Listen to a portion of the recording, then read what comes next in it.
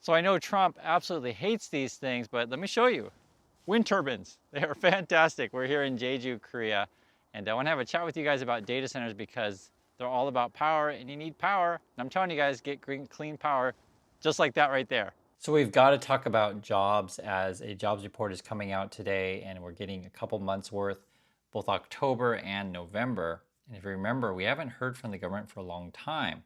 We had the shutdown and all the Trumpiness.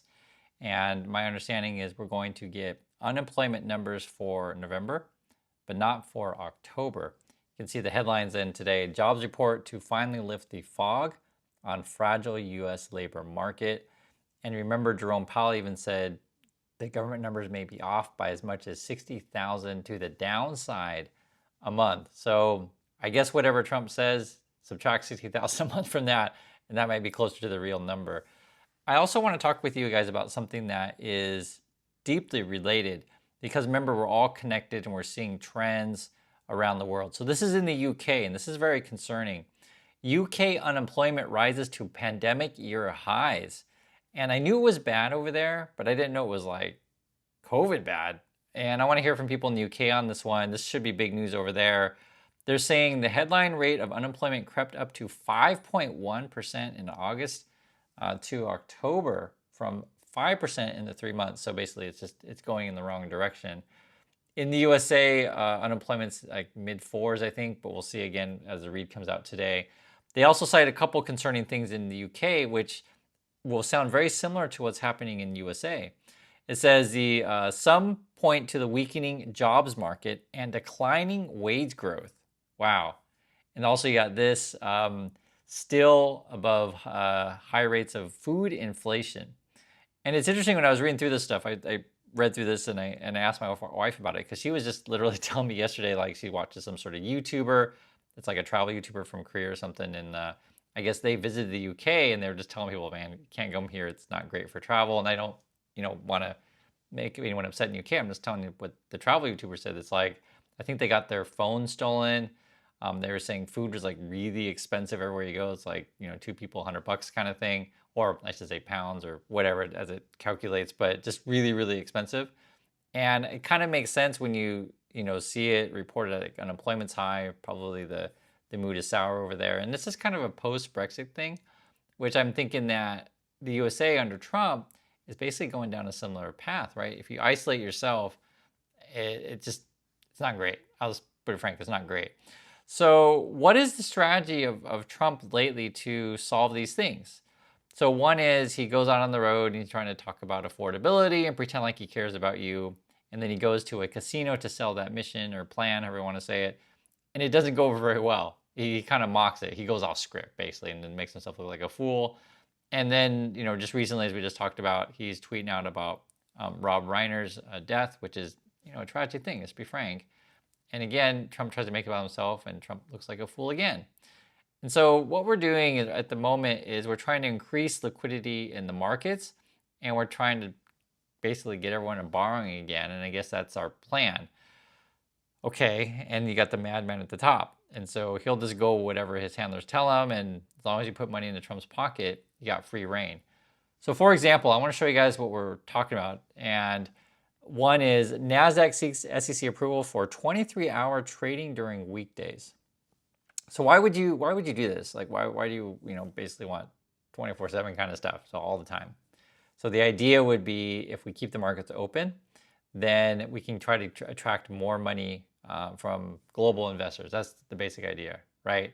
So, if it's whatever, say for example here in Korea, maybe it's 2 p.m., right? And then in USA, the markets would be closed. It's something like that. You guys get the idea? And so if the markets are open all the time, hey, let's try to get more money because we're running out of money in the USA. That's kind of what it is. And you look at this also, which is about borrowing. PayPal applies to become a bank as US loosens regulatory reins. Same story. If you give Trump money, oh, okay, you can have a bank license, you get a bank license, you get a bank license, right? Just like the Oprah stuff. And they were citing in here that I guess PayPal wants to encourage borrowing or lending, I could say, from their point of view. to small businesses. It says, if approved, PayPal Bank would help the firm bolster its small business lending capabilities. Great. And what kind of small business would we be talking about here? I mean, it could be crypto, it could be any sort of AI or data center, because essentially, I guess, while the getting is good, everyone wants to get on this, sweet, sweet cash in our market that doesn't really make sense anymore, because that's what's driving it. Like our whole drive for companies to push their profits is to fire everyone and then hire the robots.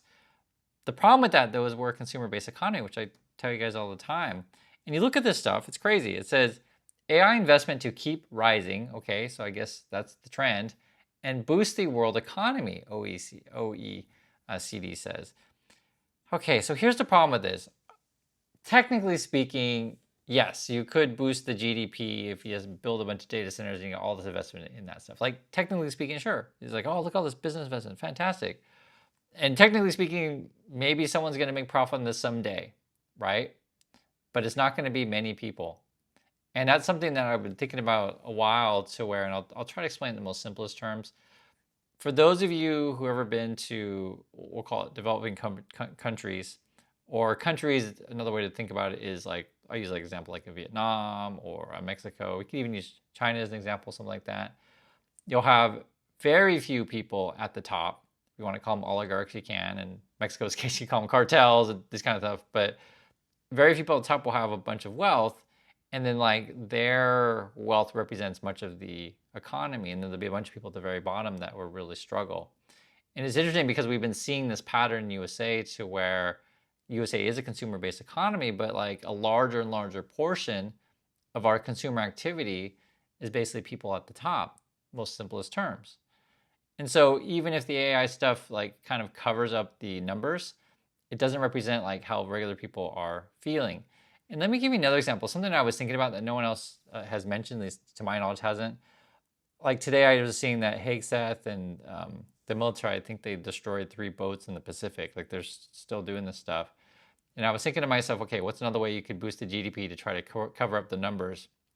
Well, increase military spending, right? Let's just get a whole bunch of, borrowing. Let's print a bunch of money and let's start, investing in, I guess, government contracts for defense spending and stuff like that. And that would cover up, again, the economy, because, yeah, someone is profiting somewhere. Someone's getting the money somewhere, but it's not going to be the average person. Anyway, if you play this thing out, it's not sustainable. I know I harp and beat on this drum all the time, but I think we're seeing this in real time, and that's why I showed you the UK thing and just a average person's perspective on it, where, like I said, my wife's watching a travel YouTuber and she's like, man, UK is no good. And I don't want to be mean, I'm just telling you their experience, because it's something that I've never been to London and I'd like to visit someday. But, and again, I want to hear from people in the UK on that one, but I guess it's not great. The same way, say in the USA right now, I mean, it's just the reality. We just had a mass shooting at Brown, which is my university, and I just, I'm talking more about it with you now. Before, the last couple of days, it's just been really hard, to be frank with you guys, because I know where these places are.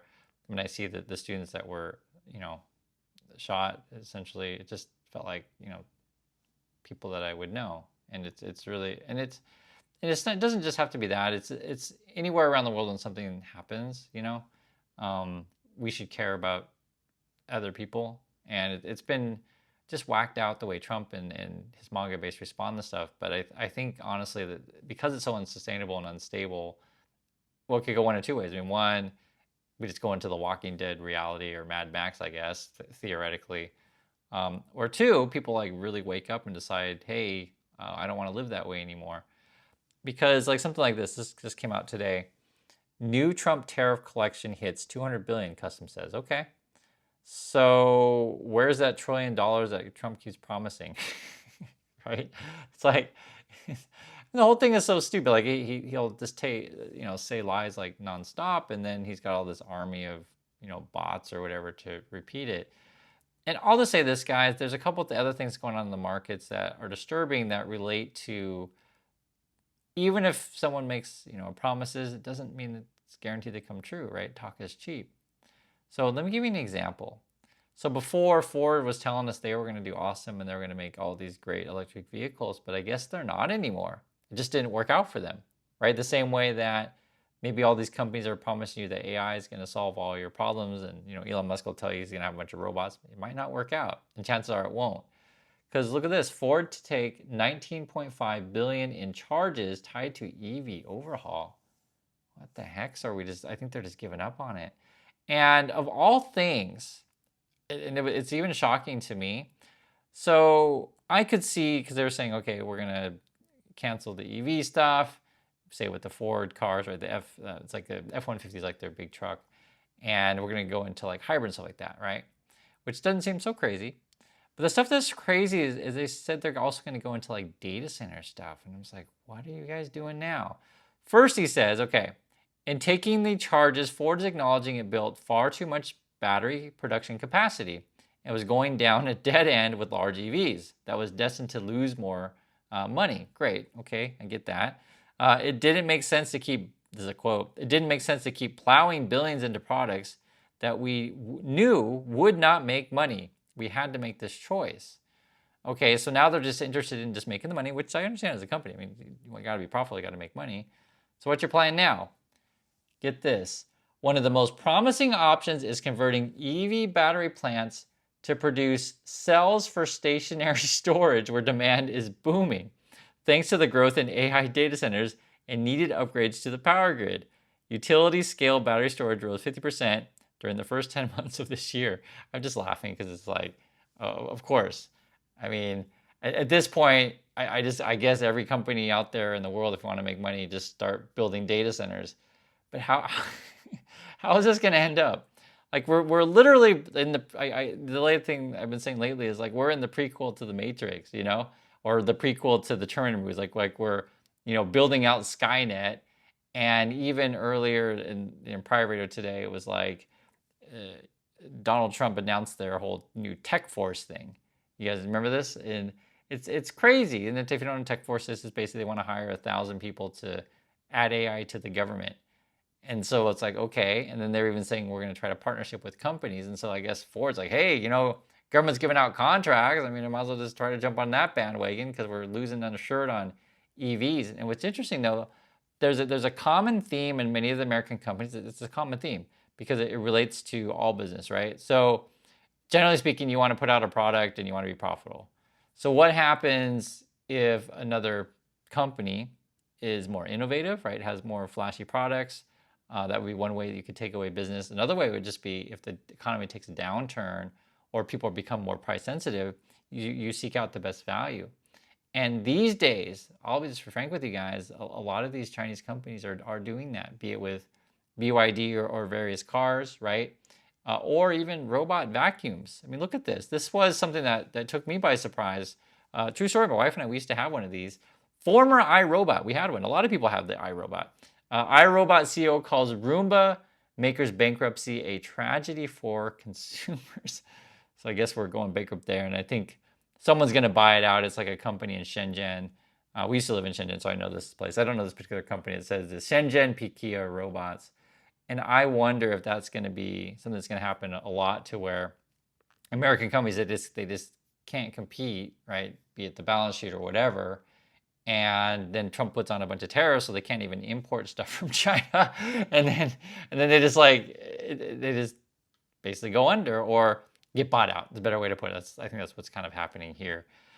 And so that's where we're at. I think the job thing is going to be important. I think keep an eye on what's going on in the UK. At that is essentially a sort of, you could say, precursor, or just a forward look at where the U.S. could be going if we're going to isolate ourselves the same way that UK did with Brexit. And overall, I mean, I think it's not just UK, but I think the USA is in even worse shape because the crazies seem to be in full force. Now, my opinion, though, is that Trump and the Republicans will get absolutely clobbered in the midterms, but it'll take a while to recover the economy the way it is, if indeed the company's like, hey, I'm going to build all these data centers, because it could go a couple different ways. One would be, let's say the AI works, for example. Then that means everyone's out of a job, just for example. Let's say the AI doesn't work, and then we have all these data centers that we waste a bunch of money on. And we could have done something else with the money, something better. Could have done, improved our infrastructure. We could have improved healthcare. We could have improved our education. And sometimes people ask me, well, Chris, why don't you talk about solutions all the time? I say the same thing all the time. Every single time we have this conversation. I'll make it really simple. Improve education in USA, invest in your own people, okay? If you do that, you have more people who are capable of solving the problems on the ground, right?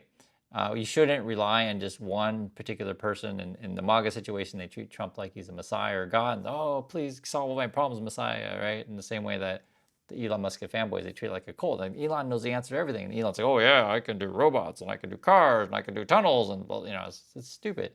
What you want is you want to create a society to where you keep educating your citizens, you build up your workforce, so you have multiple talents that can solve multiple problems, and you become a hub for leading in innovation. I think that's fantastic, and you want to attract people from all around the world to believe in that mission.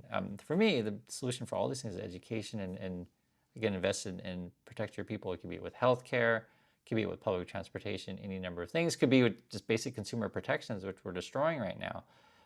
But at the moment, and we can go over more stuff as the jobs report comes out, we're setting ourselves for a massive crash, and we're seeing it live.